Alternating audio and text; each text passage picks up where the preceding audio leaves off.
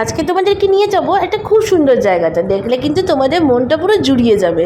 আমার মা বাবা যখন এসেছিলো ওনাদেরকেও নিয়ে গেছিলাম, ওনাদের তো খুব ভালো লেগেছিলো। আর আমরা তো এখানে ম্যাক্সিমাম টাইম যেতেই থাকি। তো তোমরা যদি উডুপি মানিপাল থেকে দেখছো তাহলে কিন্তু আমাকে জানিও, এখানে তোমরা কি আগে কখনো গেছো? এটা হচ্ছে বেণুগোপাল টেম্পল। তো এই টেম্পলটা এত সুন্দর বলে বোঝাতে পারবো না। শুধু টেম্পলের ভিউটাই সুন্দর নয়, তাছাড়া আরও অনেক সুন্দর সুন্দর জিনিস দেখার আছে। আর আমাদের কপালটা এত ভালো ছিল, আমরা আরতির সময় পৌঁছেছিলাম।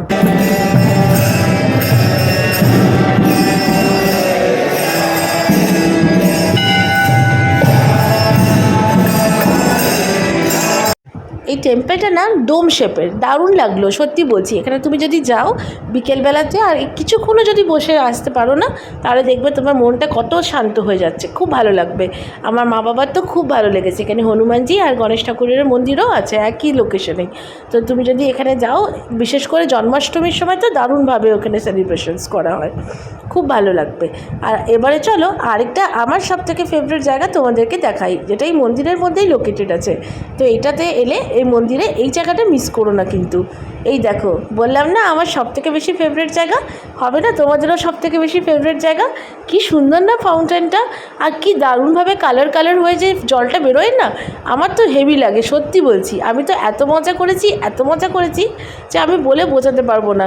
অর্ক তো বিচারি পুরো ভিজেই গেছিলো, খানিকটা রেন ডান্সের ভাইব আসছিল, রেন ডান্সে যেরকম করে, কিন্তু এখানে রেন ডান্সের সাথে এত সুন্দর সুন্দর কালারিং জল বেরোচ্ছে, দেখে তো মনে হচ্ছিলো এখান থেকে আর বেরিয়ে আসবো না, মনে হচ্ছিলো এখানেই আমি সারাদিন রাত থেকে যাই।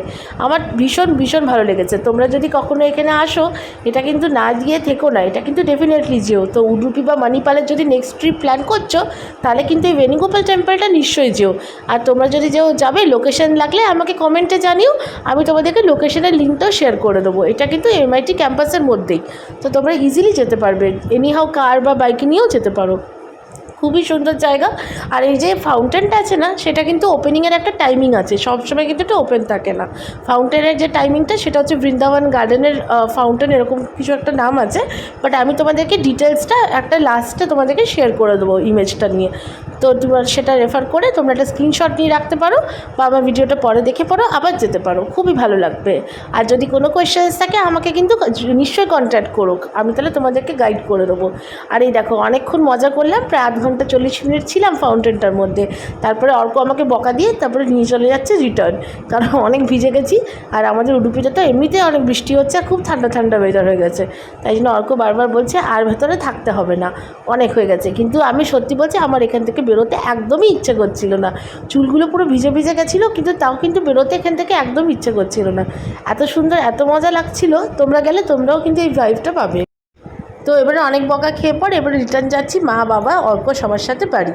আর এই যে মন্দিরটা কি সুন্দর লাগছে না বাইরে থেকে ভিউটা, আর এর অপোজিটেই হচ্ছে এই ফাউন্টেনটা, যেটা আমি তোমাদেরকে বলছিলাম। সবার কাছ থেকে অনেক বকা খেয়েছি, কারণ আমি প্রচণ্ডভাবে ভিজে গেছি, তাই জন্য সবাই খুব রেগে আছে আমার ওপরে। তাহলে চলো আমি তোমাদেরকে ফাউন্টেনের ওপেনিংয়ে আর এগুলো টাইমিংটা দেখিয়ে দিই। টাইমিংটা দরকার পড়লে একটা স্ক্রিনশট নিয়ে নাও, নাহলে ভিডিওটা পরে আবার দেখো। তাহলে দেখা হবে পরে, বাই।